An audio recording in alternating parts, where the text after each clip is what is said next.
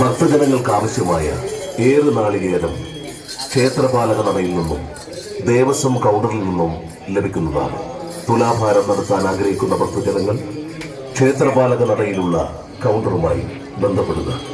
പറന്നിറക്കാൻ ആഗ്രഹിക്കുന്ന ഭക്തജനങ്ങൾ ക്ഷേത്രത്തിന്റെ വടക്കേ നടക്കുന്ന നാരായണ ശാരദ ഭക്തജനങ്ങൾ ഇന്നലെ ഇരുന്ന ആൾക്കാരെയും എത്തുവാൻ താല്പര്യപ്പെടുന്നു. അമ്മയെ ശരണം തട്ടം 10 സ്വർണ്ണത്തായി ആൽഭാഗം എന്ന നെയ്യ്, മഞ്ഞൾപ്പൊടി, കുരുമുളക്, വാൾ, ചിലമ്പ് എന്നീ വഴിപാട് സാധനങ്ങൾ ദേവസ്വത്തിന്റെ വിവിധ കൗണ്ടറുകളിൽ നിന്നും ലഭിക്കുന്നതാണ്.